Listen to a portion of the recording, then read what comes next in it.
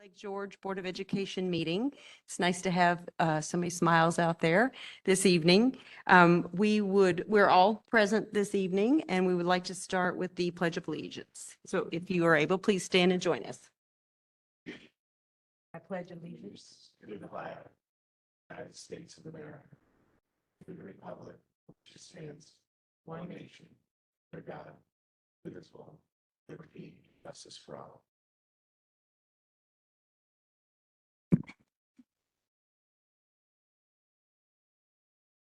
Last week, the Lake George community lost one of its bright lights when our beloved seventh grader, Stefan Dodge, passed away.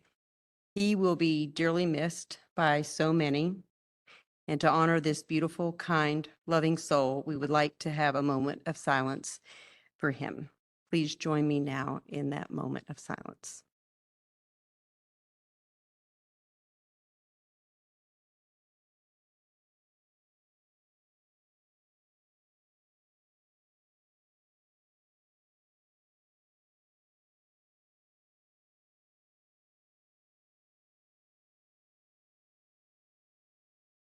Thank you, everyone.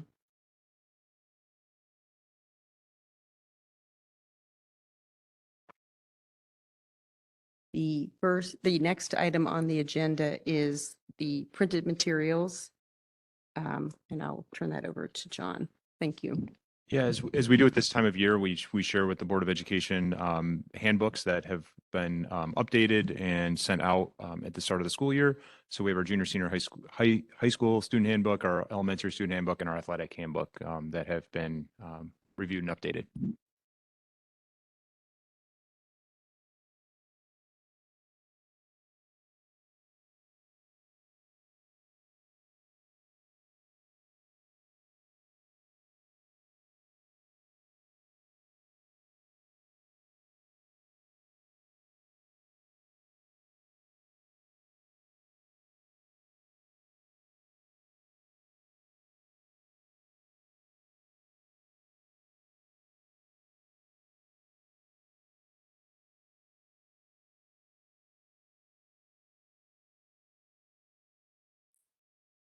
All right, good evening. Thank you for providing us the opportunity again annually to update you about the athletics department.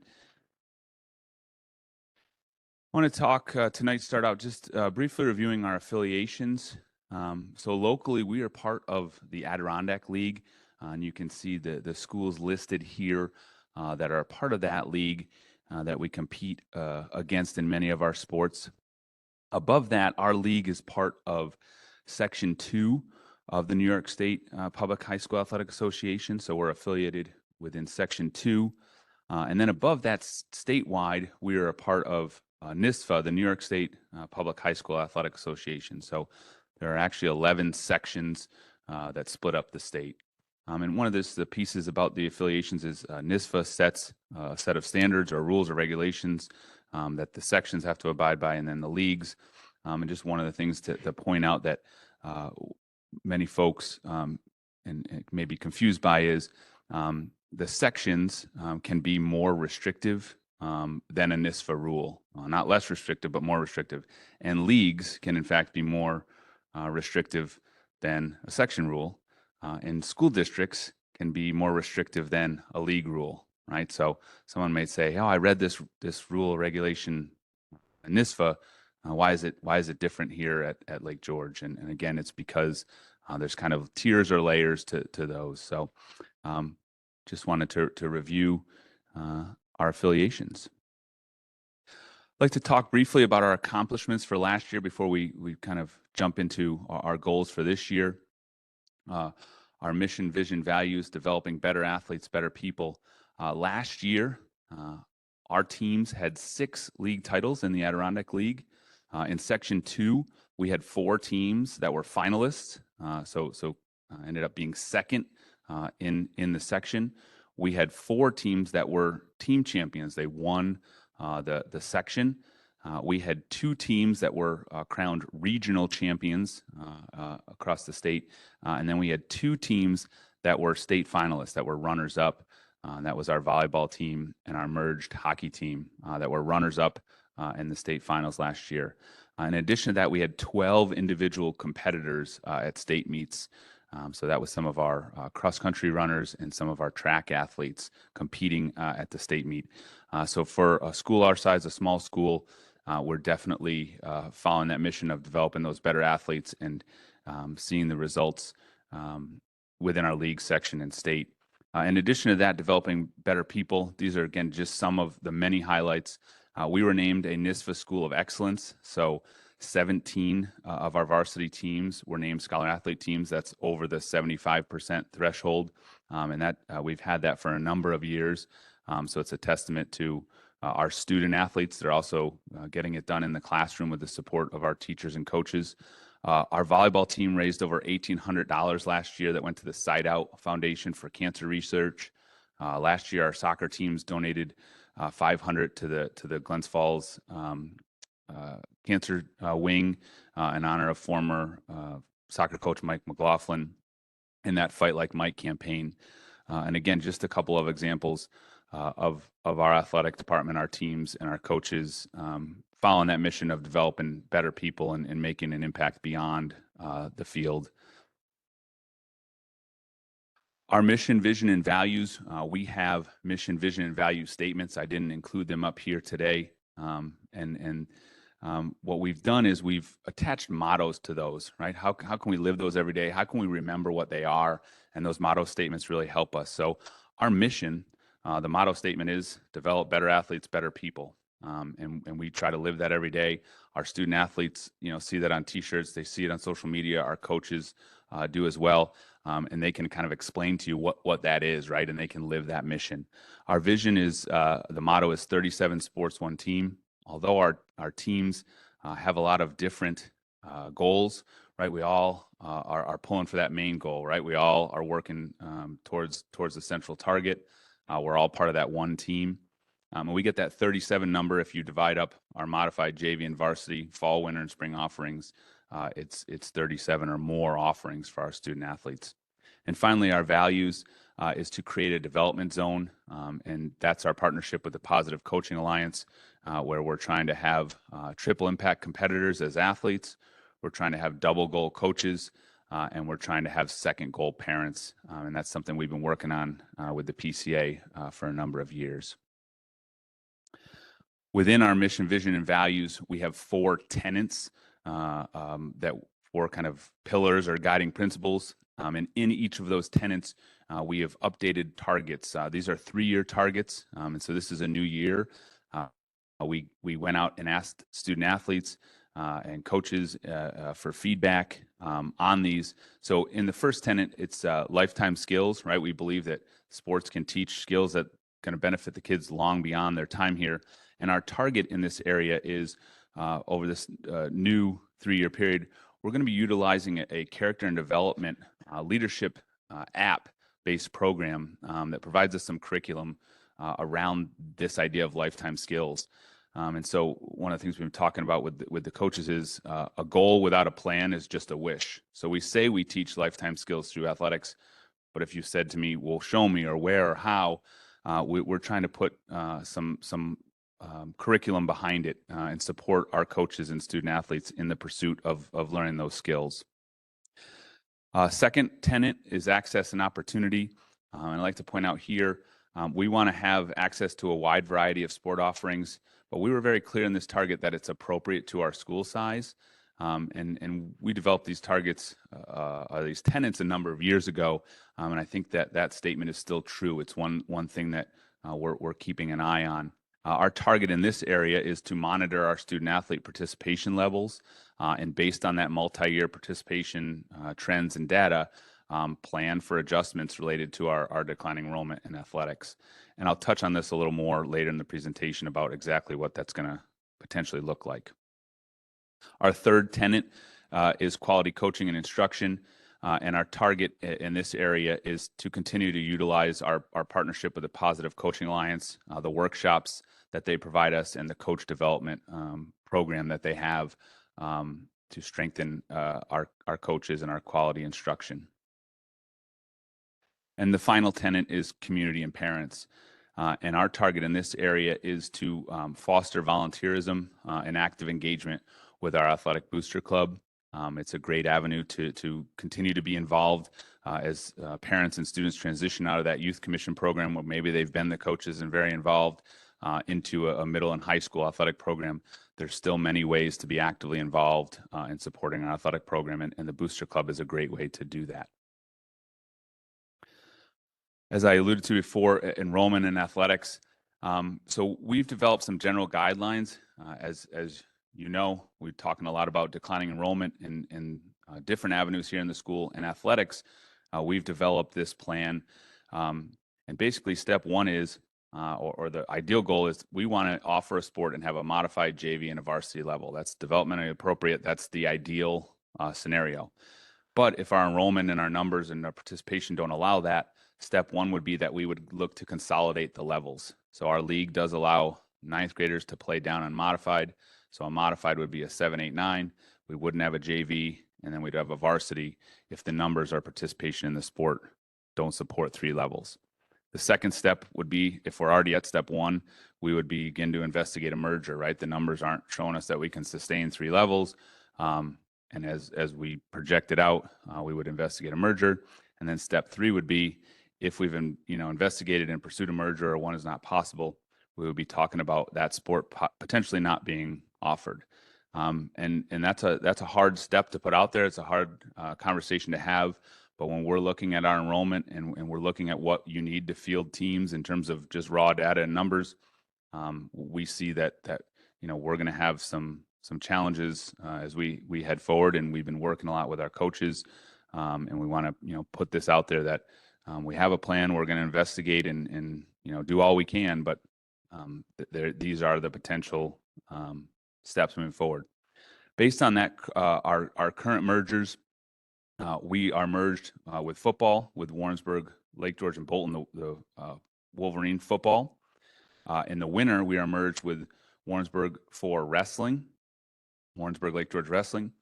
We are merged with Warrensburg and Bolton for alpine skiing. It's actually Lake George, Warrensburg, Bolton skiing. We last year, as you may recall, merged with Queensberry for ice hockey, and we're continuing that merger again. And we are currently investigating and looking to move forward with an application for track and field this spring for a merger with Warrensburg.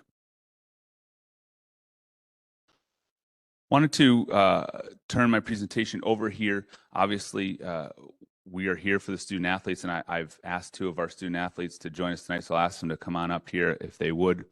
And just want to briefly turn it over to them and allow them to share their perspective with you.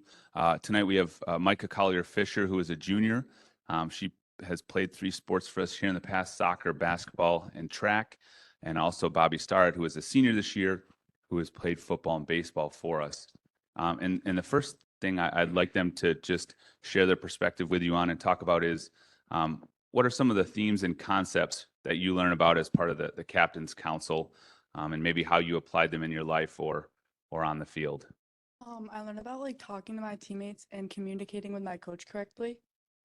So at one of the lunch and learn things, I was told my homework was to ask my teammates what I could do better as a captain or what I'm doing good. And that was pretty good. They said they liked how I was positive and always there for someone, which made me realize to keep doing that more. And then I talked to my coach, and he's just yeah, just let me know what the team's saying and just keep encouraging your teammates. So that's pretty good. And I learned that from the lunch and learn. So Awesome. that helped. At the lunch and learn, for me, I've learned how to take charge of a team and lead them to success.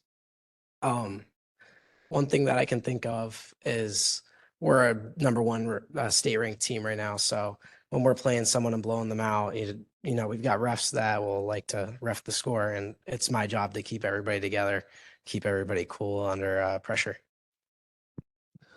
Awesome. And then secondly, how do you think having the opportunity to participate in our athletic program here at Lake George will benefit you upon graduation as you head off to life beyond the walls and confines of Lake George?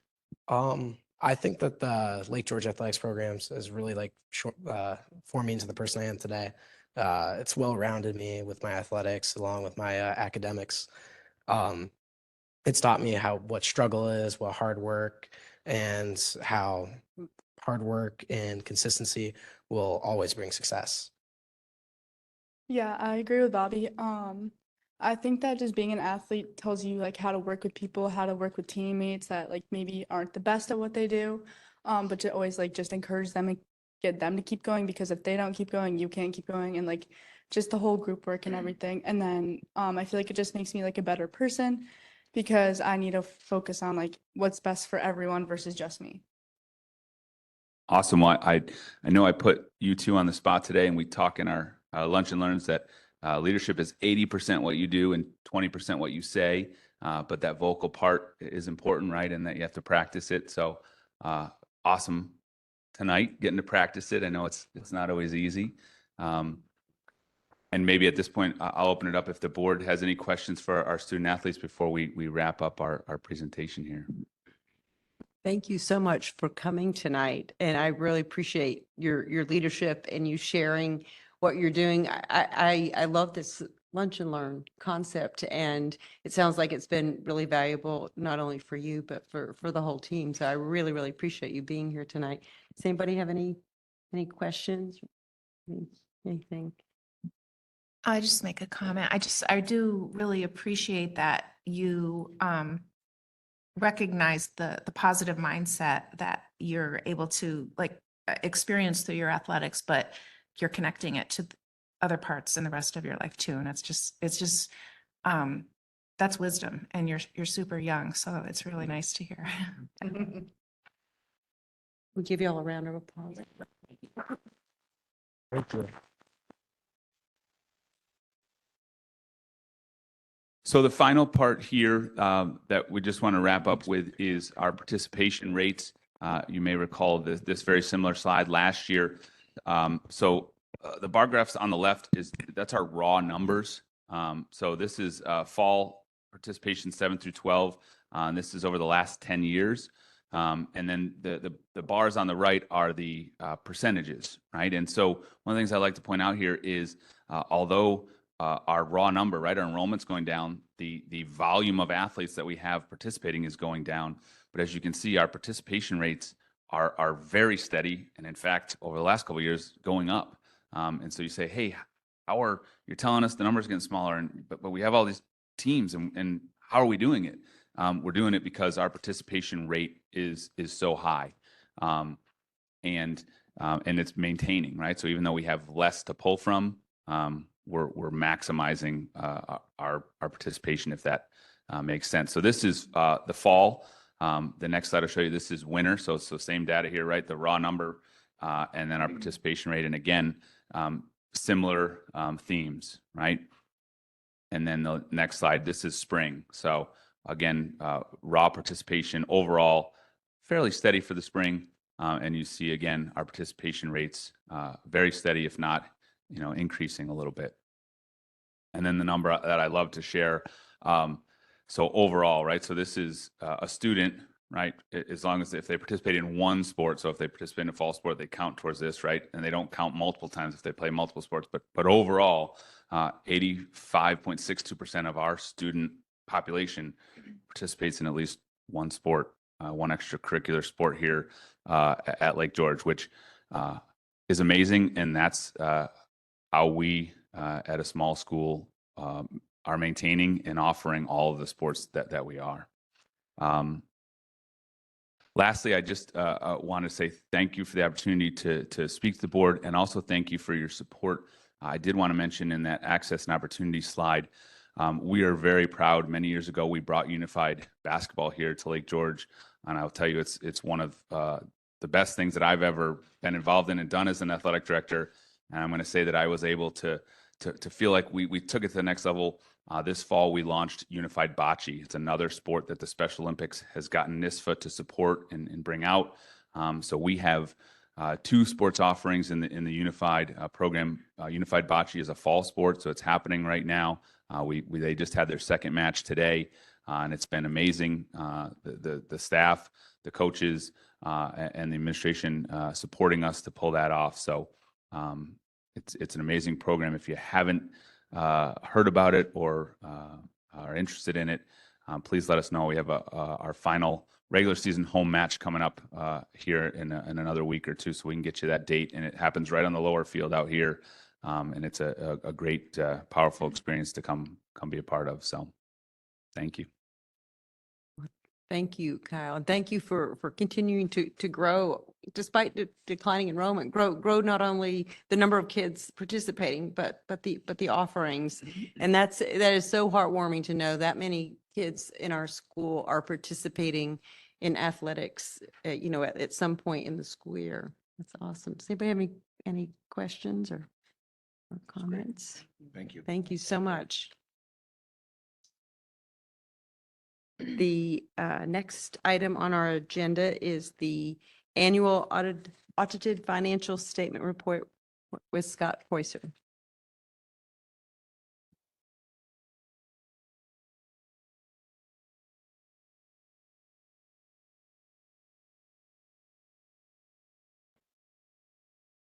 Thank you for having me tonight. I always like following a presentation about what's going on at school because without having good financial backing, you're not able to do all these sports and give the opportunities to your students. And that's why I always like to kind of follow it up, because that's why the reason you keep track of your financials, so you're able to do that stuff. I'd like to thank the Board of Education for having me tonight. I also like to thank the audit committee, which I met a couple weeks ago, which let me go through the financial in more detail. And we went through it for like a half hour or so. Looking overall at your financial statements, they're presented fairly in all material respects with generally accepted accounting principles. You had an unmodified opinion, no material weaknesses, no significant deficiencies, and no areas of non-compliance. And you had an unmodified report for your student activities. And that's what you're looking for. And we had no management letter comments on either one, because throughout the year, your business office is in contact with us. So if there's anything that comes up, we discuss it or whatever. So it would be taken care of ahead of time, which is good. And actually, after I had my meeting the other day at the audit committee, we discussed some stuff for the extra classroom about, online funding and stuff like that. So you get it done ahead of time, which is what I wish all my districts did, that when we come there, we wouldn't have to, worry about certain things. But your business office does a great job, which makes your job easier because you're able to, rely on all the financials that you get from them. And like I said, they do an excellent job. I did a summary, just kind of go through quickly. So looking through the 70-page report, you look at where you ended up this year, in June 30th, $7.5 million assets to 1.5 with liabilities, and fund equity with over $6 million. And that's consistent when you look at the other years. Besides looking at that, you have all these reserves. You'll see a whole list of them. I won't name them all out, but you're able to continue funding them, in which having these allows you to do other things. Like you'll see during the year, you're able to transfer over $3 million to your capital project for the transportation facility, which is great planning, because then you don't have to borrow until this year. So it saves you money in the long run by proper planning. And if you look at this list of reserves, they can be used for different purposes throughout the year, and which I know you do, you use them when you need them, which is good. And plus, with the environment we're in now, we don't really know, like with state aid, where is that going? So having these allows you to have some flexibility and maintain the educational programs you have and other ones. Still having all those reserves, you're still able to put money towards taxes, and you still maintain the 4%, which is a little over $1 million. That's what we like to see, is that you have a balance. You have the 4%, but then you actually set up reserves, and then you fund them, and then you're using them. So that's what we like to see with our districts. And then pretty much you cover, you look at the list, you pretty much have whatever is out there, or have them in case you need to use them.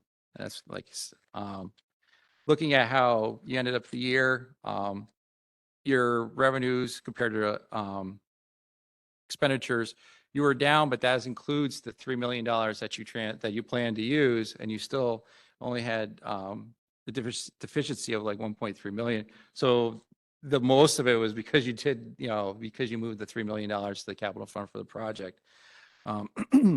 Looking at your revenues, you got $1 million over of what was budgeted, which is excellent. That means the money that you do have, it's not just sitting there.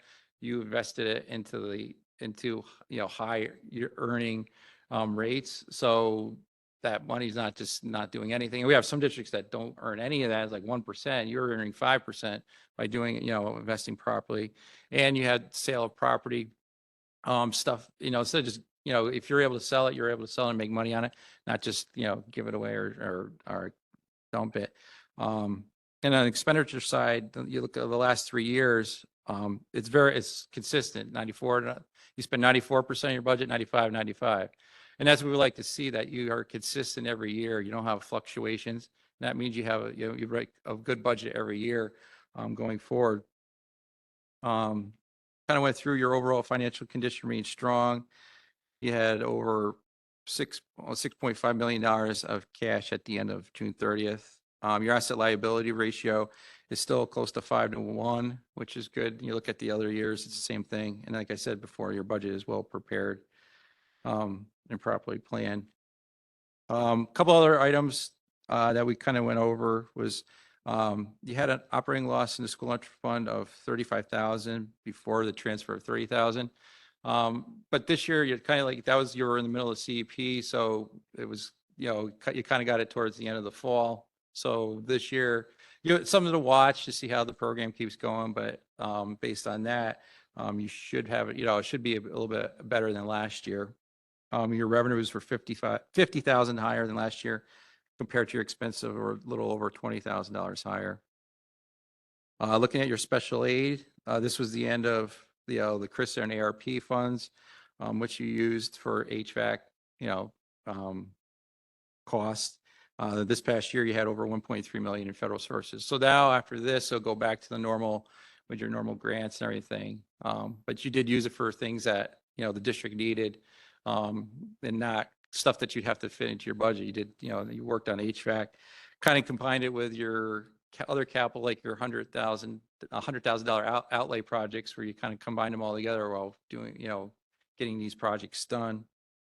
For your $13.5 million project, you had initial costs. And like I said, this past year, you transferred the $3 million. So you didn't have to borrow.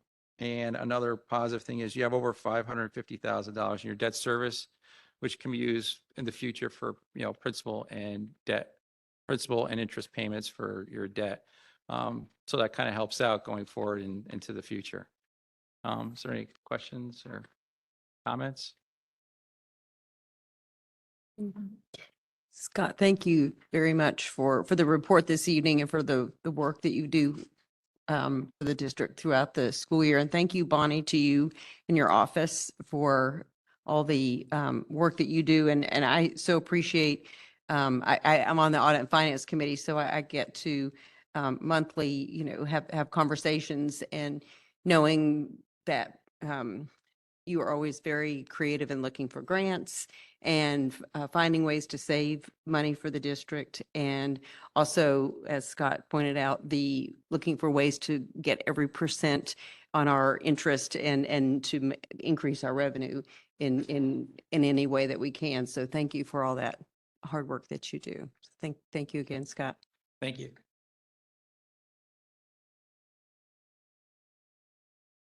The next item on the agenda is the elementary update with Mr. Jim Conway, the principal of the elementary school.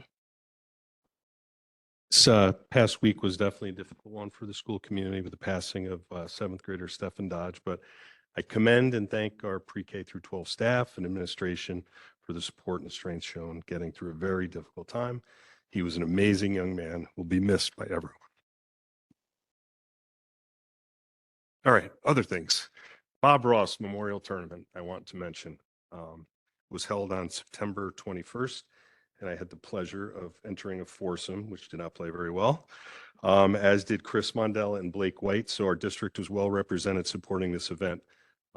As you know, this fundraiser, or you may not know, it supports scholarships at the junior, senior high school and mini grants for our teachers at the elementary school. Significant amount of money. We're talking $5,000 in grant money for our teachers.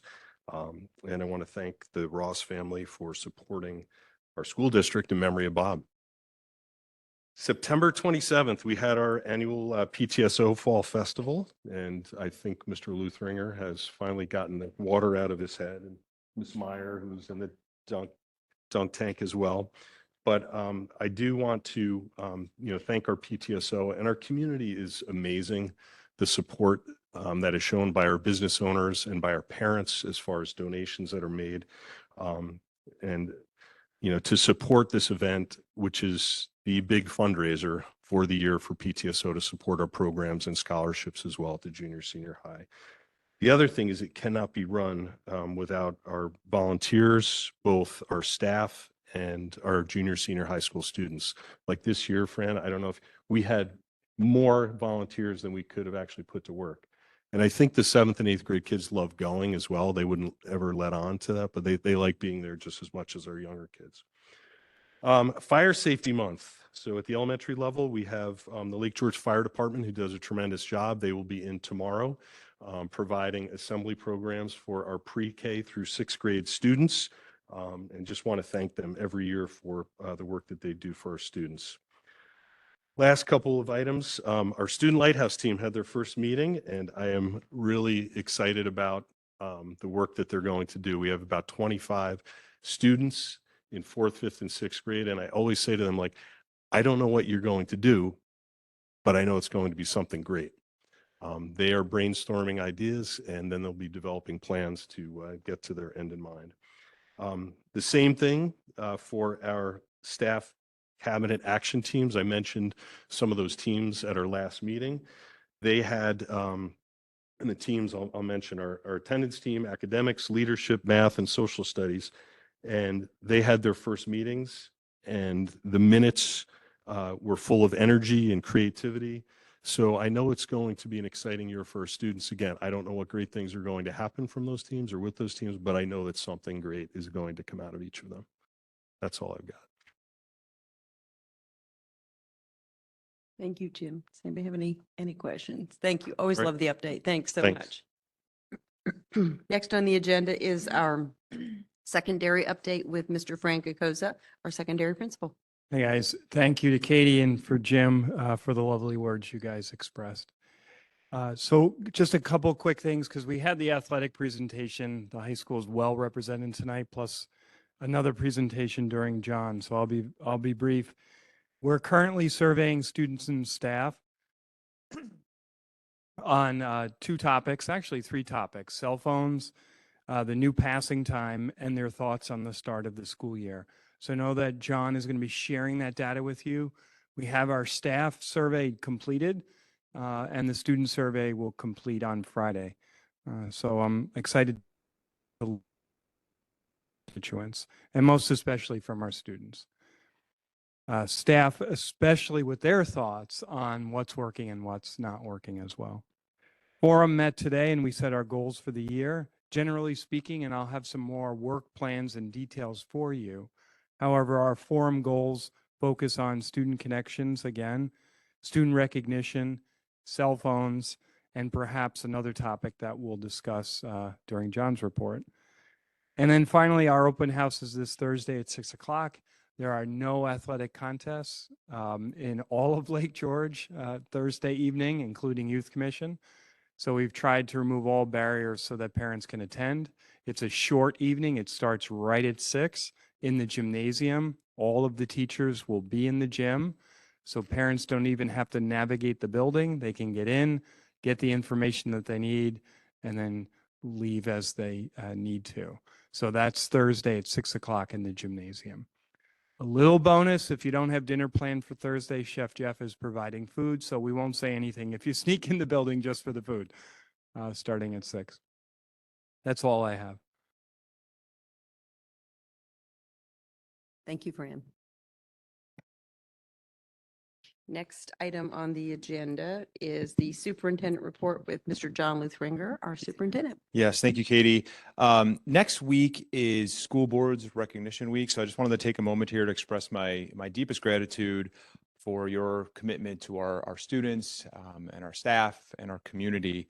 You've taken on, quite possibly the most important citizen responsibility that exists, overseeing the education of our community's youth. So it's something I know that all of you take seriously. We have a very proud to work with you each and every day.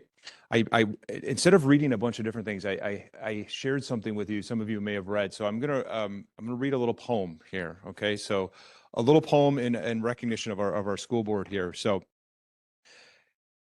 in the shadow of Adirondack peaks, where crystal waters mirror autumn's hue, our school board members, tireless in their deeds, guide Lake George's youth with vision true.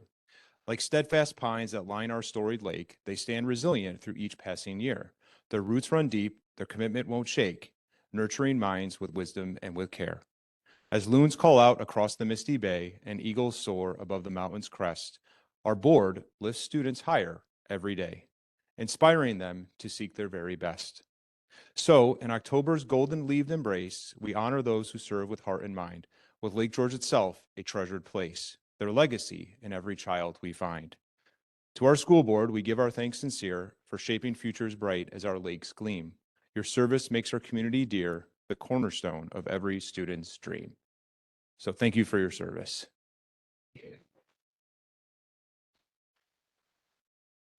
So here's a funny story. One of the things that we are exploring, as you all know, is the great power of artificial intelligence. So, but hear me out, because the one thing that's important about AI is that you, as the adult or the student, still have to engage with it. So, I did craft this with the themes that I was looking for and helping it come to life. So, and the thing I also learned about copyright laws, I don't have to give credit to AI because it's not a person, it's a being. So this was actually created by our friends Claude AI, but I did help it come to be. Absolutely. John, I'm sincerely appreciate the partnership, seriously, your partnership with AI and showing us the possibilities and giving, and for you giving credit to your partnership with AI. That's awesome. Thank you. Thank you. So thank you for all your efforts. We're going to turn our attention here. I'm going to invite Mr. Kokoza back up here for a presentation on student board members. So we'll. I did take some creative writing courses, but I'm not that good. So we wanted to take a moment here, as I've shared with the board over the last several weeks and months, that a process for bringing a student board member to the Board of Education. So we're going to talk a little bit about the regulations that have come to pass, and then hopefully have some dialogue with the Board of Education. So on September 5th, Governor Hochul signed a Senate bill requiring all school districts in New York State to bring a student board member to become part of the Board of Education in an ex officio status, which we'll talk a little bit about. This actually amends an existing law. So currently there is an existing law that allows for student board members. However, part of what it does require is for boards to go out to the community for a voter referendum to allow that to occur. So essentially the amendment nixes that and then also makes it a requirement for school boards to bring to life. This requirement we must have a student as a designated the student board by July 1st, 2025. So this has to come to being by July 1st. This is some information in the regulation and law. So these are some parameters that we must abide by. A student must be in grades 9 through 12. They have to be enrolled in the school district for at least 1 year. So it can't be a brand newly enrolled student. So if a student were just to move into the district, say in 11th grade, they would not be able to perhaps be the candidate until their 12th grade. So they have to be in at least the district for at least 1 year. The student does participate in an advisory role. So that's what ex officio status means. They are a non-voting member. They cannot participate in executive session.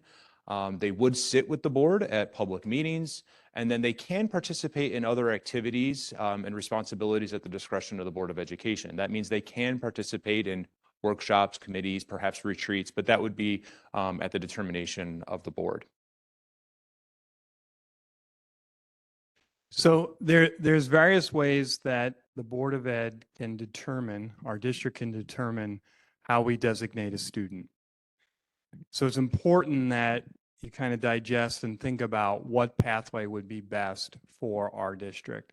So is the student perhaps the existing pathway of the student president of the high school? So we have a student council, the student body elects a student council president. Perhaps that's the pathway the board would like to move towards. Or perhaps a new position is incorporated into the existing student government of the high school, and the student body would be voting on that student for that new position of student board member.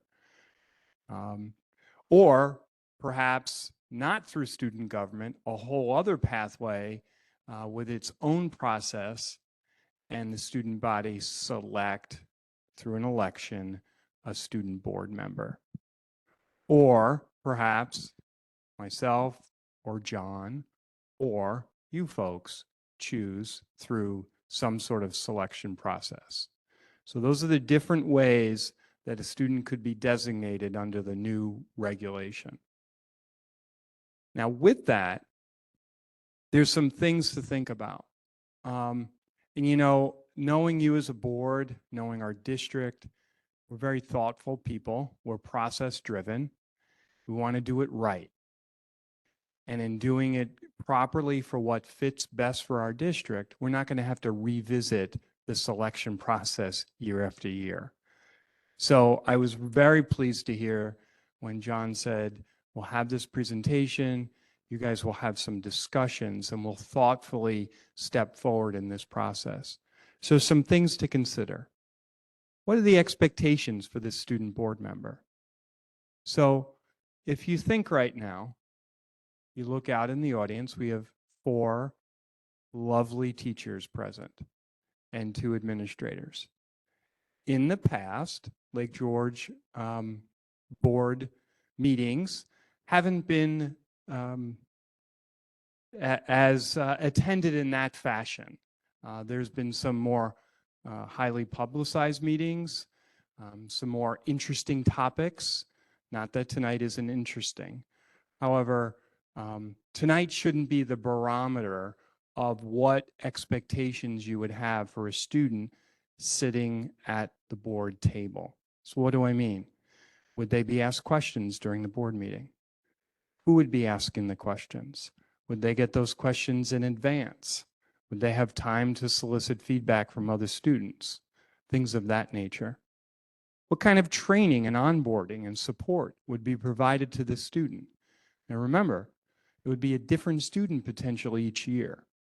So whatever that onboarding and training is, it's much different than what you're experiencing with Jeff Meyer right now, because Jeff has a 3-year commitment to his position as an elected body of the Board of Ed. This student would have a 1-year commitment.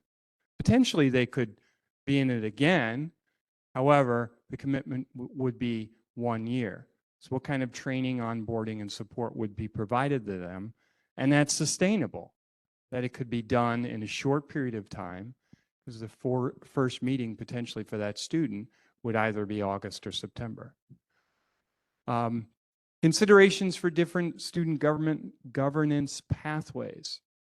So this is something that is near and dear to Jim Conway and I and John. Are we creating a new pathway, or are we supporting and enhancing existing pathways? So for the high school, there's many different leadership pathways that are currently in existence. And is this going to be its own separate pathway? No judgment to that statement. Or do we look at what exists in the high school and perhaps look to enhance an existing pathway? So for example, student government, student council. It's a long-standing student governance pathway here in the high school. FBLA, another example of a student leadership pathway existing in the high school. And there's many more. So which direction, what pathway would the board perhaps utilize for supporting this new endeavor? Does the Board of Ed want to engage in further dialogue with our shared decision-making body of the high school? And if so, what are the parameters of what you would want that shared decision-making body to look at and consider? I promise you this, the junior senior high school forum, which consists of staff, teachers, faculty, parents, community reps, and students, if asked, they will have a lot of opinions on this topic. So if the board does want to have further dialogue, what are the parameters that you would like forum to consider, and in what ways? The structure of forum is that we never decide on a topic at one meeting. So we would potentially, depending on the board's direction, present the parameters of what you would like us to discuss as a shared decision-making body at forum. It would then go back to the wider constituents for further discussion, and then come back to the full forum a month later for further discussions, which may result in going back to constituents for more feedback. And that cycle of that shared decision-making body, which takes time, but incorporates all voices within the junior senior high school. So if the board does consider that bullet point that you would like forum's feedback on this, I would ask that there's very clear parameters as to what you would like feedback on. And the last piece, and I made sure that John and I threw this on here, was the sustainability of this pathway. I'm not going to misrepresent to you anything. With declining enrollment, it is extremely difficult to find student leadership within all of the positions that we have in all of the clubs, all of the extracurriculars, and everything that our junior senior high school offers. This is now one more opportunity that each year, John and I or the board scratching their heads as we don't have anyone interested. Or we need to shake the trees a little louder, perhaps to get a deeper pool. Or what type of election is this? Is this more of a popularity contest versus actually finding somebody who is genuinely interested in spending Tuesday nights monthly here in the evening with the Board of Education? So those are all considerations. So we know there's a lot of districts in our community, in our region, who have had student board members. There's tremendous value on that.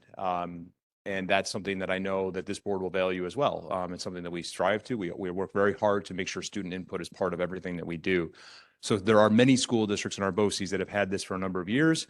We've been talking about it as school superintendents in our region for the last few years, and I know it has come up at the board table as well. So this is a good opportunity for us. It really is. There's a lot to think about, but there's a good opportunity. So kind of the next steps that we were thinking about is obviously an opportunity for the board to have some discussion around what you just heard and some different ideas, perhaps develop a timeline. And this does not have to be done tonight, but this is just some things that we were thinking about as next steps. A designation process, which direction perhaps do we want to explore? And then, start to develop that onboarding process. Our Board of Education and our leadership has done a tremendous job with onboarding for our board members. So being able to have clear expectations for our students will be important. And then if there's a charge that you want to charge us with to charge the district with to start getting additional feedback or information to the Board of Education, that's something that we would be looking for, and certainly start to talk about next steps for the district here. So that's all I had. Thank you for that. Does anybody have any questions in particular for John and Fran? Is this something that you know, agenda item 6 board discussion, like when we really discuss it? Or Yeah. do you want to go into it? Yep. Yeah, Not yeah, right now. yeah, go for it. right now. Yeah. I guess I'm Yeah. trying to figure out when Yes. the right part of the Yes. meeting is Yeah, to right now. really discuss what we're going to do with this. Like, Yes. Well, Yeah. I Oh. think I think there's an opportunity for board discussion here and some initial thoughts on what you heard of the presentation. So I think it's a good opportunity. It's fresh, so. Yeah, I mean, I'd rather do it now than wait Have to it. the end because we just have it in our minds. Okay. Yeah. Unless you feel like you need time to digest. And if something comes to you later during board discussion, Mhm. that can pop in at that time as well. Okay. I mean, I guess I can give like a couple gut reactions to what I just heard. Yeah. So first of all, I think it's really exciting. Like I really hope that we find a student who wants to do this. Mhm. To me, it's real, my desire is to let this be student-led, to really let this be student-led. It's supposed to be a student representative. I know some of the ways were like, oh, the principal can pick the person or the superintendent can pick, or the board member can assign somebody. And I really would rather not go that route. That's my view. And I know the forum is meant to, you know, get lots of stakeholders involved, but still, I just think the students should be primary. And whether or not that's through a general election or through student government deciding, I'm not sure about that. But I do think that it makes sense that whatever student sits on our board should probably also work with student government, whether it's a new position within student government or if it's an existing member of student government who wants to take on the role, but maybe they already have enough responsibilities and they would rather it be a different student who joins as the kind of liaison. Mhm. But the first, I guess, the most important thing to me is that it's a student-led decision. Yeah, thank you. I agree with that. I think we should look to our student government for students who are interested. There are probably students who are elected by our student body who are not president or vice president of student government or our class representatives. And maybe want to take on a role like that. I think maybe one of us or a couple of us could go to student government with administrators and talk about what we'd expect from them. And then if we have any interest in it, we could speak to them more about it. But they're already elected by the student body. So I think that we should go that route and they should volunteer to do it because it is Tuesday night and we don't have anyone here right now. I seem to be interested, so. Be somebody who wants to do it first. Yeah, no, not like the president or something, and have them report back to the student government Right. every month. So Right. that's what I think. So, oh, go ahead. No, no, go ahead. I've got a question, but it'll wait. So Rosemary, you said something else. So you mentioned,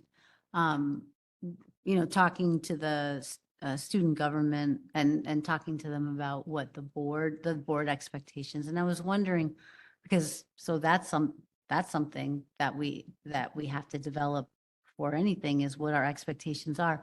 I'm wondering, would that fit in one of the committee roles at all? So that, I mean, just to have. In one of our committees? Yeah.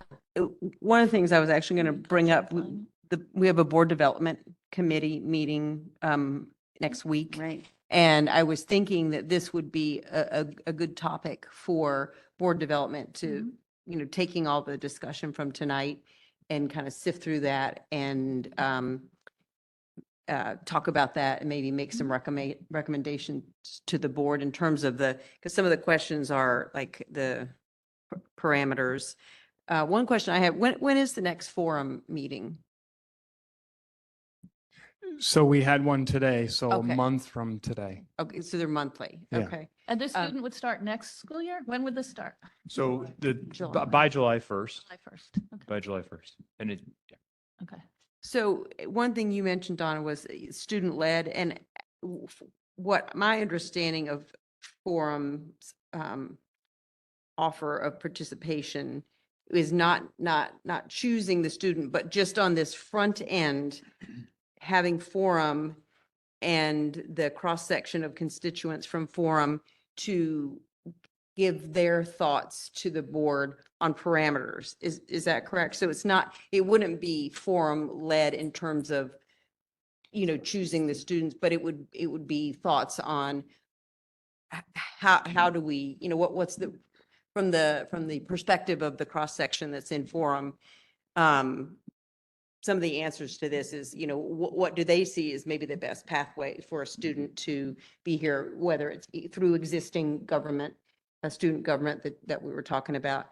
And in my view, that kind of information is part of the information gathering. Like we can take what part of it we want and if something makes sense to us, awesome. If something isn't what the board had in mind, we certainly don't have to take that portion of it. But my thought is forum is a shared decision-making body, and because we may have ideas from a board perspective, but those folks are living, breathing the day-to-day of the junior, senior high school, and there is student representation, right, on forum.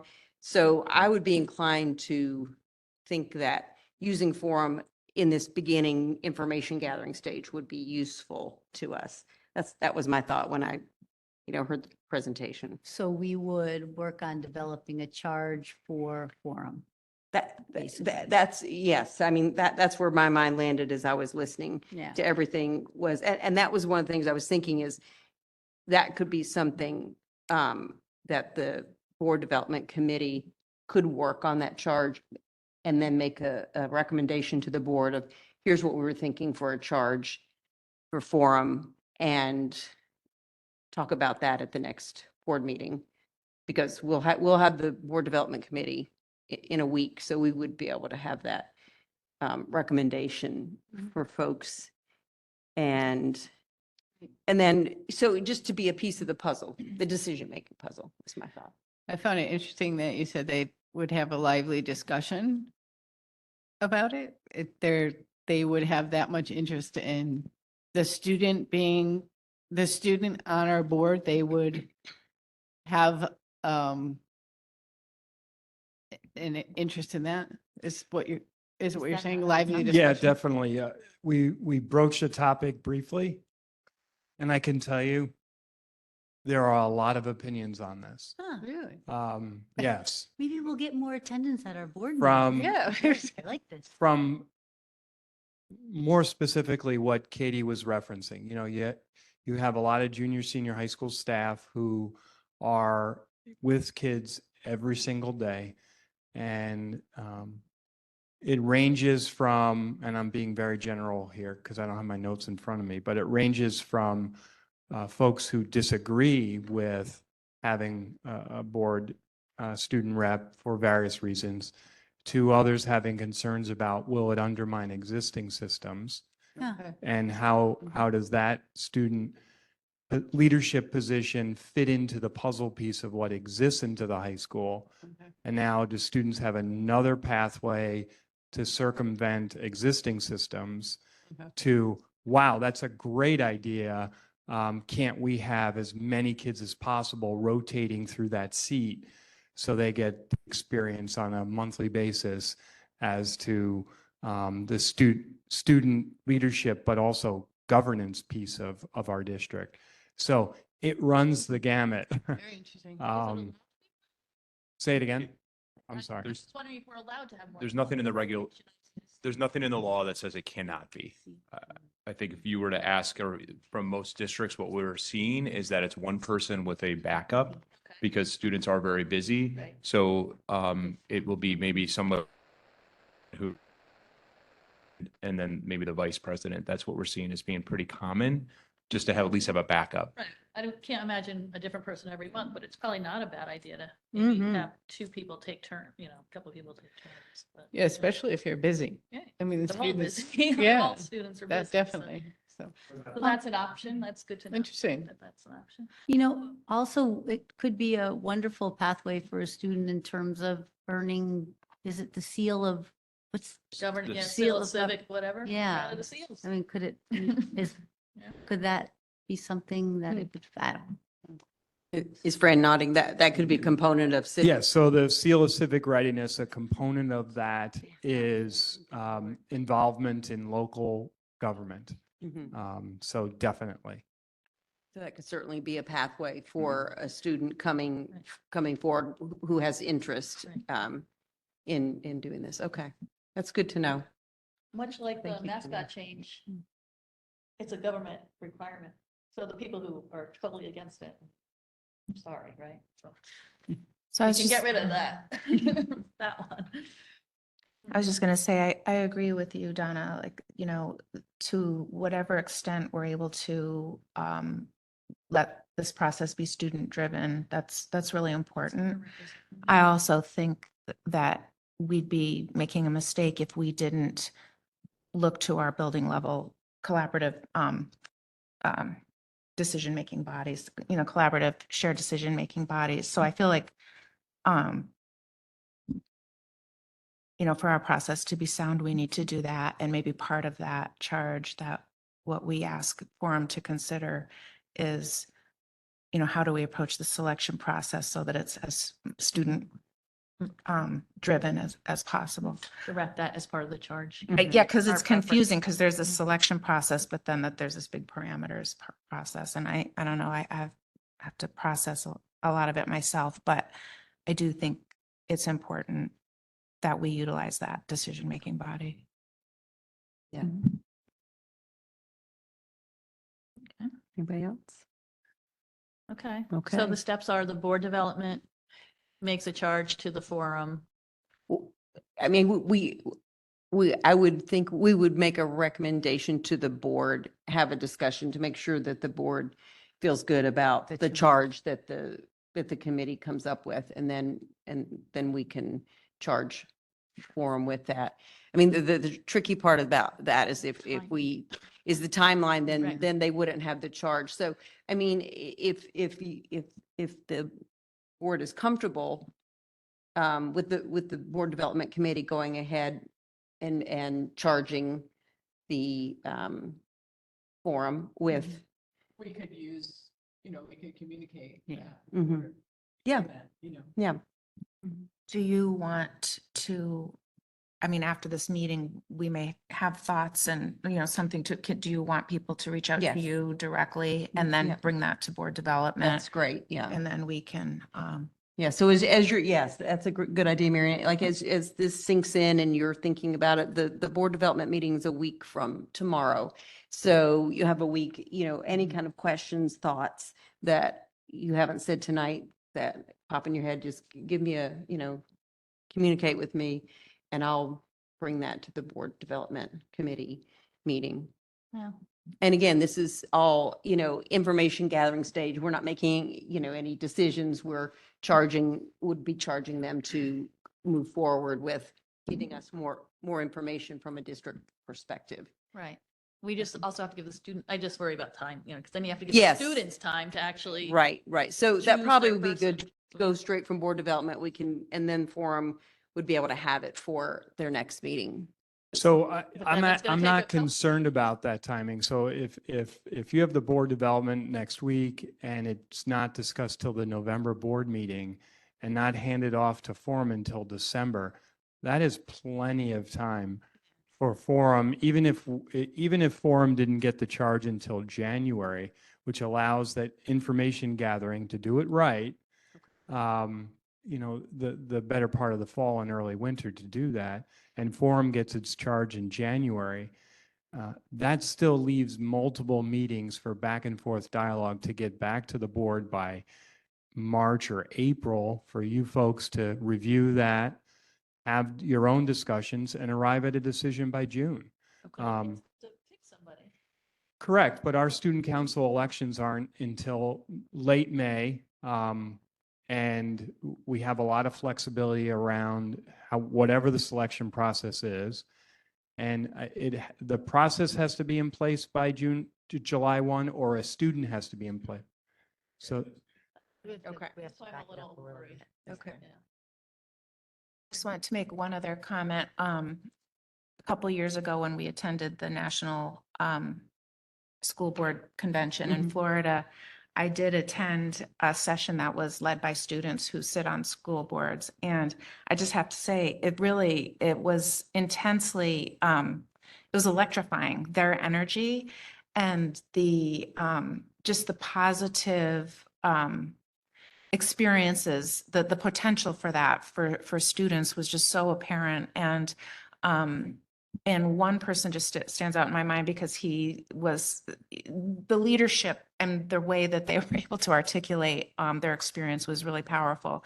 But one of them, was planning to go to medical school or something, and but his experience he sat on the policy committee at the school and he changed his major to public policy. Anyway, but it was just like, but the experience was a powerful experience, and that was just one example of many. But just the joy that they put forth on that, I thought, wow, that's great. So it was great. cool. It's a great idea. Yeah. Fran, I know you said there was a lot of opinions when it came up. Was there any interest from students, like true, genuine interest in this? So we haven't solicited student feedback yet. This was from the staff and their constituent feedback and initial thoughts on forum, just on the topic in general. Because folks, if you read or see on television, this was proposed, it was fairly public. So folks had a lot of questions around it. So I had to address it in advance of tonight's meeting. So the feedback that I received and forum received was just from staff. Okay. In terms of student interest, I don't know. We have had, again, full disclosure and honesty here, we have had a waning in interest in students pursuing leadership positions here at the high school for various reasons. So I'm not sure what the interest would be. Well, maybe this will be the catalyst for. The opportunity to sit up here with us. I mean, really. Yeah, right. I mean. Maybe part of the charge to the forum is that, by March, like give them some kind of a Mhm. deadline So a timeline. or their recommendations yeah. that they want us to know. What we're looking for in a timeline. Maybe. Is that what you're Oh, thinking? yeah. There you go. Okay. Okay. Anybody have anything else? Okay. And we have, oh, go ahead. I was just gonna say, I guess, Is your mic on? yes. Okay. Are we leaning toward having essentially, are we leaning toward a referral now so they have it in November? Or are we leaning toward having it come back here before it goes to, say, forum? What do you guys think? So I think Jeff's asking, do you want the board development committee to go ahead and put together a recommendation and give it to them so that they can have it for their November meeting? Or would you rather the board development committee come up with the charge, timeline, that sort of thing, bring it to the November meeting, talk about it at the November meeting, and then hand it off to forum? Is that what you're asking, Jeff? Yes. Yeah. Why don't we let the board development committee draft something and put it out to the board? And if people want discussion, we can bring it back to the November Good idea. meeting. And if That's people give a thumbs up, we can move forward, right? Yeah. I agree. I agree to that, yeah. That's a Yep. good idea. I'm good with that. What do you think, Jeff? I think that's fine. To Fran's last point, I think it's going to be the most important one is finding a student that's willing and able to commit the time. I mean, it's the same handful of kids are involved in everything. And this is going to be a big ask. Right. And it's fun to get bogged down in policy and process to how are we going to figure it out and argue over whether, they even deserve to be up here or not. But at the end of the day, it's the person is going to have to want to be here. If they're an athlete, they're probably not going to want to because it's going to bump into practices and games and they're not going to be able to see the time commitment. And I think it's going to be hard to find students. Yeah. Well, and that's why I think it's so important to tap into forum to see, what the recommendations, I hadn't even thought about until Janine brought it up, the seal of civic readiness, so there are some potentially cool ways to get somebody interested and involved that we, that will emerge through the conversation. So, Right, and as we heard tonight, the 85% participation rate in athletics, there are students who are not. So there are students who may be interested in this. You don't know until we ask, we look for it. and it also depends on the sport too, in terms of their practices and that sort of thing. All right. Thank you, everybody, for your thoughts, comments, questions, and definitely, reach out if other things pop into your head. And at the end of the meeting, we have another board discussion. So if something else bubbles up. Okay. Next item on our agenda, and thanks again, Fran and John, for putting that together for us, and Fran, for your work at the junior senior high school. Thank you.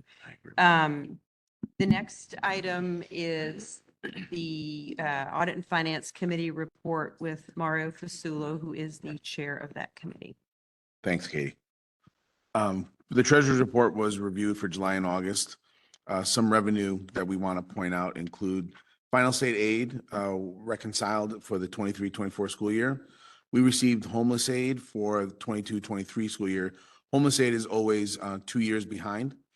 The New York State, we also received reconciliation and revenue from New York School and Municipal Energy Consortium, electric refund and interest. And the district purchases electricity through a consortium of the Onondaga, Cortland, Monroe, BOCES. And each year, an energy cost reconciliation is conducted. Any excess funds are refunded to the district. So we received a refund of just a little hair over $24,000. And that's pretty consistent with what we've received in years past. We reviewed the claim auditor's report for July and August. There was nothing really noteworthy to report.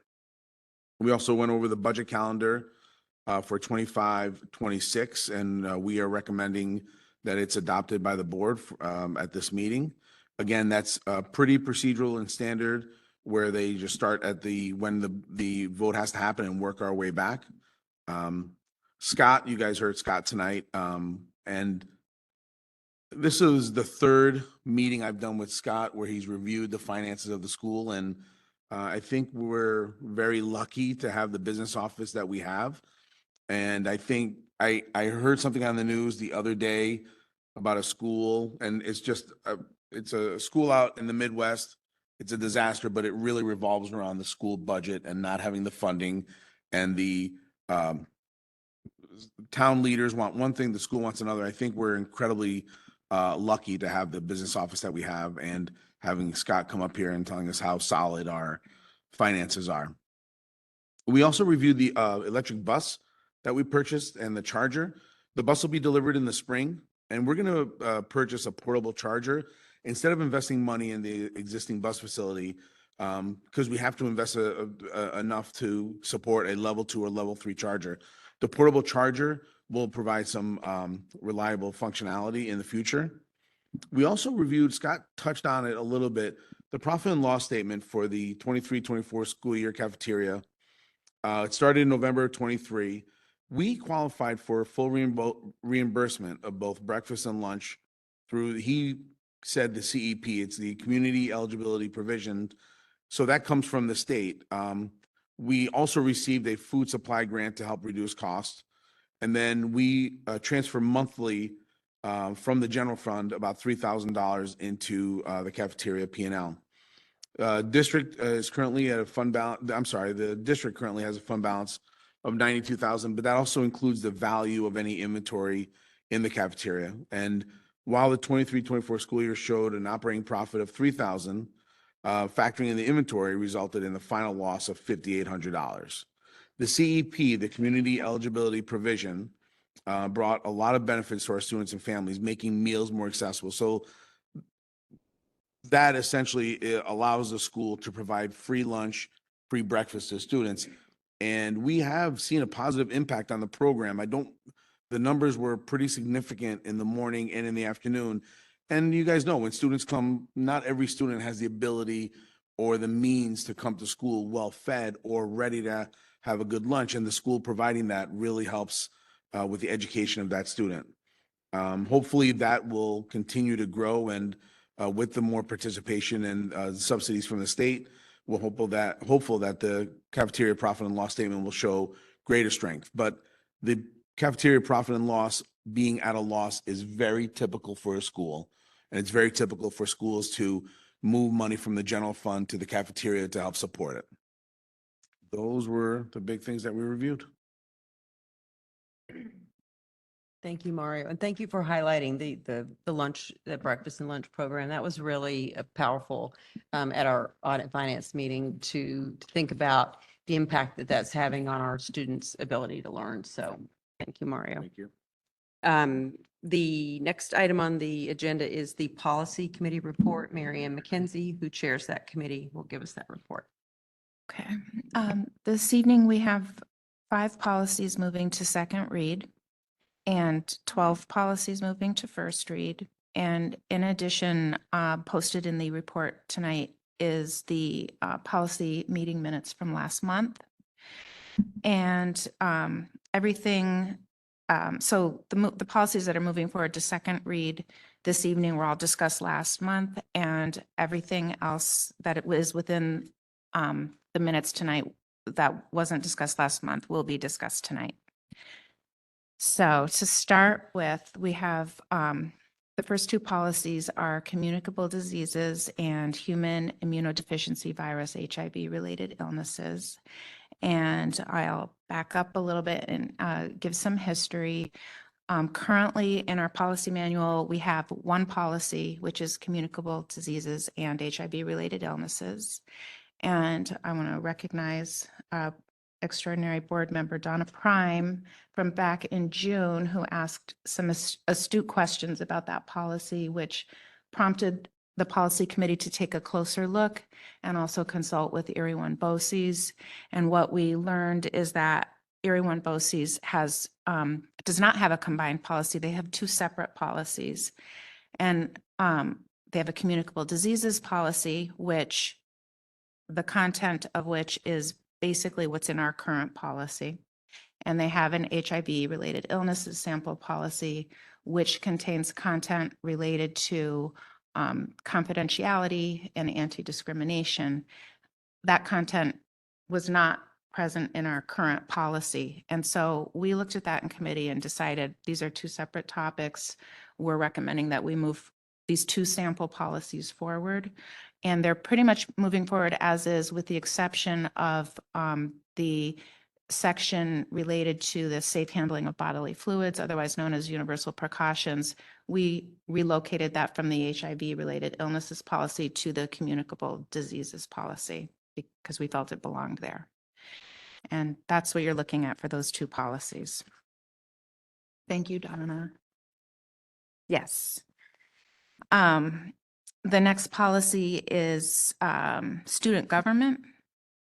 And this is a new sample Erie One BOCES policy, which reflects changes in ed law and is in effect from September 1st of this year, just basically stating that every school district without a peer-selected student government is required to establish one, either at the whole district level or at the high school level. Ours is at the high school level. And essentially, we are doing everything that this policy, we're already doing everything this policy asks, but this is where the requirement is detailed. Next one is school safety plans. This is also an Erie One BOCES update that was sent to us based on amended commissioner regulations. And essentially, it has the updated language on the information that must be included in procedures for review and conduct of drills.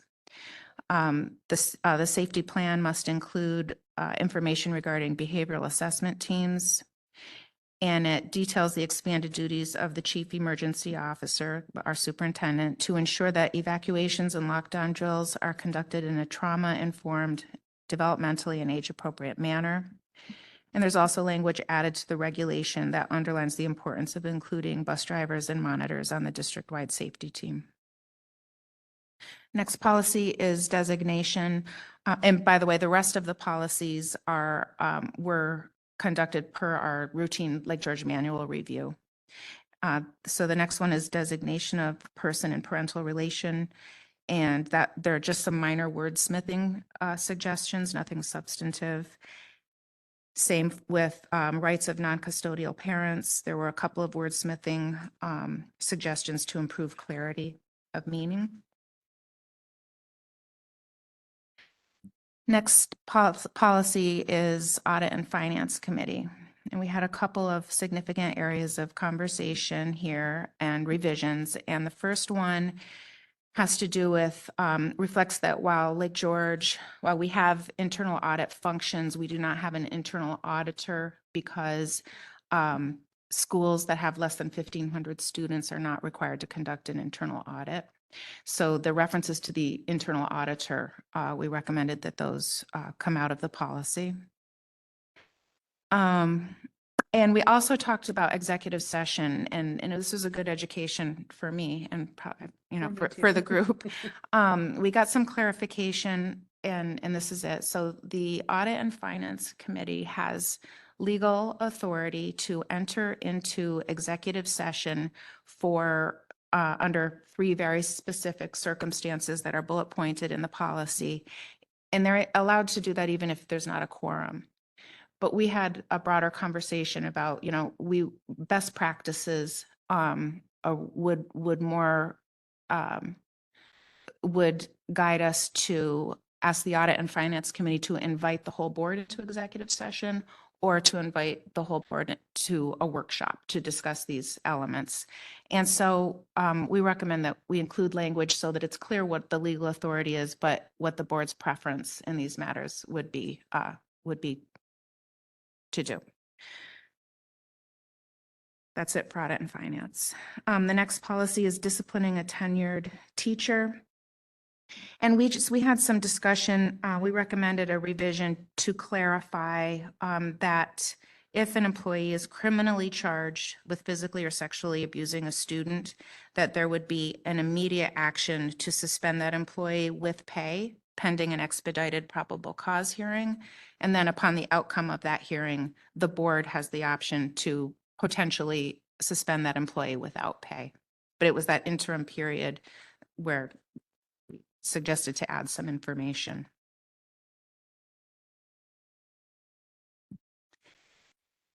Entitlement, the next policy is entitlement to attend age and residency. There's a suggested revision to reflect updates to special ed law and the rights of students, which is to reflect that the rights of students with disabilities to attend school through their 22nd birthday. The next policy is employee political activities, and there were just some wordsmithing suggestions here to clarify the setting and subjects of this policy. And no other revisions, but we did have some good conversation around the precise language needed to convey guidance around expressing political views and beliefs.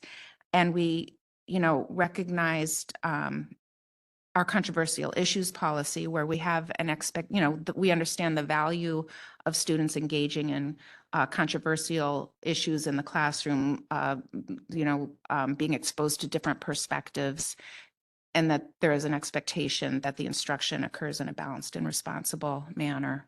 And that just kind of dovetails with this policy as well. Next is the staff acceptable use policy. There was just one section where there were references to students. It was out of place because this policy is in reference to staff, and so we're recommended that the student reference was removed. And then the very last one is employee personal records and release of information. And through attorney consultation, we're recommending to add a statement to express that if somebody requests an employee's disciplinary record, the district's records access officer will notify that employee of the request within 5 business days of the receipt of the request. Any questions?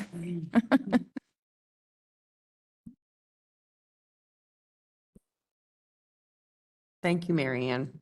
Thank you for enduring that. Well, It was there, we had a lot this month, and so thank you for being thorough with that. Everybody set? Okay. The next item on the agenda is our first of two public comment periods. This first one is for items that are on the agenda. Do we have anybody, Sarah, who signed up for that? Okay, we have a sign-up sheet and nobody signed up for that. If anybody had a comment and didn't have a chance to sign up the sheet, they're certainly welcome. We have those sheets just so we have the contact information for people who come to public comment so we can get back to them. If there's anybody with us remotely and you have a comment, you can email us at boe@lkgeorge.org, and the board and superintendent will get that email and we will get back to you as soon as we can. The next item on the agenda is the school business consent agenda. Thank you, Katie. As recommended by the superintendent, be it resolved that the Board of Education of the Lake George Central School District hereby approves the school business consent agenda items A through M. In summary, item A is a motion for regular meeting minutes from September. Item B is a motion for recommendations on Committee on Special Education. Items C and D are references to the treasurer reports and claims auditor reports mentioned through audit and finance. Item E is a motion to accept the annual audited financial statement and extracurricular activities fund. Item F is a motion to adopt the budget calendar for next year. Item G is a motion to move the reading policies forward that were mentioned tonight. Item H is a motion to approve both the junior senior high school and the elementary RTI NAIS services plans. That's items H and I. Item J is a motion to approve the boys varsity basketball overnight trip request to Lake Placid. Item K is a motion for surplus property of no value to the district to be sold or authorized for disposal. Item L is a motion to authorize the action for the district to pursue a merger for the varsity track and field team that will be Warrensburg merging with Lake George. Lake George will, it'll be Lake George Warrensburg track and field. And item M is a motion to approve the bond resolution not to exceed $9,500,000 as presented. It is quite lengthy. This is in reference to our capital project, our capital transportation project. Do we have a motion? Do you have a second? What? 2 seconds? Do we already, did 2 people second? Okay. Any questions, discussion?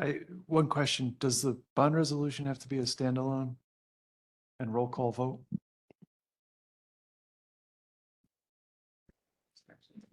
Okay. Yeah, we were advised it had to be a 2/3 majority with the whole board. Okay, Do you feel comfortable leaving it in, or would? I'll defer to council. In other worlds, sometimes it has to be a standalone roll call vote for borrowing and things like that. I just wanted, we can done once. Do a roll call. Okay. Our council did not indicate that that was necessary. We not here to can supersede obviously, it. No, Okay. we can obviously, we can at any time pull a resolution at any time for a separate vote. I'm not here to make things complicated. Okay, If Okay. they didn't say we needed to, then we'll keep it as is. okay, Okay. we'll proceed. Thank you for that question. But before we go to vote, the consent agenda represents a lot of committee work, a lot of reading, a lot of work from our administrators. The RTI plans represent months and months of work. So while it's a really quick vote, it represents lots of work that went into it. So thank you to everybody for that. All right, so all in favor of the Aye. any opposed? Any abstaining? Motion carries. The next item is the faculty staff consent agenda. As recommended by the superintendent, be it resolved that the Board of Education of the Lake George Central School District hereby approves the faculty staff consent agenda items A through D. Item A is a motion to approve a one-year appointment of Georgia Halstead as a full-time bus monitor. Item B is a motion to appoint Michael Ross to the permanent position of full-time groundskeeper/cleaner. Item C is a motion to approve the appointment of Kayla Combs as a long-term substitute teaching assistant. Item D is a motion to amend the 24-25 extracurricular and co-curricular list. Second. Do you have any questions? Any discussion? All in favor? Aye. Any opposed? Any abstaining? Motion carries. And welcome to our new folks. Glad to have you on board. The next item on the agenda is the Board of Education comments and discussion. Do you have any new items? Anything that bubbled up in your minds? Got anything? One of the new policies, the first read policies, when I was just looking at it. I have to find it now, but it was the one about like politics. What one is that? Employee political activities? Yes. Right. So it says something about. Okay. So teachers are encouraged to address current events and to invite public or political figures to visit the classroom. Right? So, I guess I pull it up, Donna. sure. Okay. Go ahead. You see, so like I'm looking at the last paragraph Mhm. and like should we, I'm just like trying to avoid controversy like before it happens. So say there's, it's election year and somebody invites a political figure from one party and not the other party. Like, should there be something in there that like it has to be like even opportunity, like you can invite both, maybe they don't both accept, but like, do you worry that like, I don't know, that there should be something in there to kind of. The controversial issues policy does state that instruction is expected to be delivered in a balanced, like fair and responsible manner. And that's why I kind of like, I look to both of, to that as well. Okay.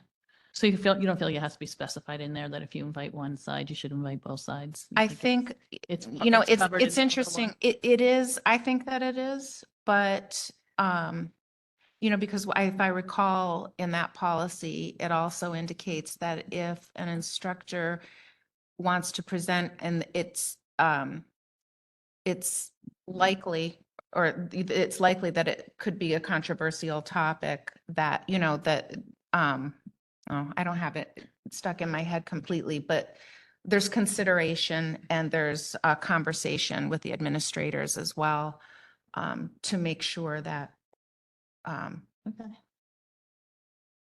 I don't even know, my words are not coming out properly, but just to make sure that things are being looked at from an objective and balanced I think way.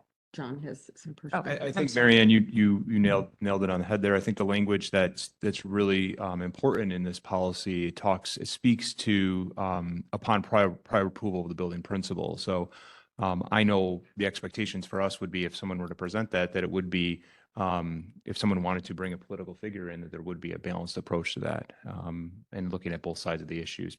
And perhaps if one was suggested, we would be doing an invitation to both parties. And it's a nuanced conversation, right? Because we want, like we said, it's like we talk about, we understand the value of engaging in like learning about different perspectives and engaging with contemporary events, controversial issues. But we also recognize that like, controversial issues are controversial. And, anyway, so it's hopefully these words serve. Yeah. Thank you, Donna. Anybody else? Good.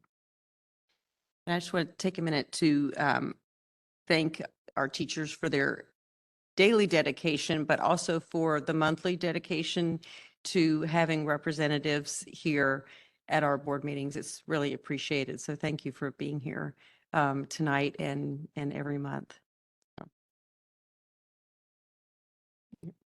I was just going to say, I liked the painting of the new gymnasium floor. I think it looks really sharp. Oh, Yeah. the proposed. The proposed, for yeah. future, yeah. Mhm. Yeah, there's a tremendous amount of work going into our capital outlay projects, which we'll have a pretty thorough update coming up at Building and Grounds Committee next month. But yes, we're starting to see renderings and it's nice to see it come to life. Well, and on that note, yeah, you just triggered a memory. For Balloon Festival, my sister who lives in Maryland had a group of friends come up for the weekend for the Balloon Festival, and she gave them a tour of the area, and they came to Lake George Village one evening, and they were all in awe of how beautiful our junior senior high school is, and couldn't believe that this was Lake George Junior Senior High School because it was just really so beautiful. So I thank you for saying that because it triggered that memory. So thanks to all the work that's gone into that. Anything else? Okay, the next item on the agenda is our second public comment section. Is there anybody up there? Okay. The next item is proposed executive session, and there's a lot of letters in here, so stick with me for a minute while I read this. And we do not anticipate coming back out into public meeting after our executive session. The Board of Education of the Lake George Central School District proposes entering into executive session to discuss collective negotiations with Lake George Education Association, LGEA, the Lake George Administrators Association, LGAA, and the CSEA, Inc., Local 1000, AFSCME, the AFL-CIO, Lake George CSEA Transportation Unit. Do we have a motion? Any questions? Discussion? All in favor? Aye. Any opposed? Any abstaining? Motion carries. Thank you.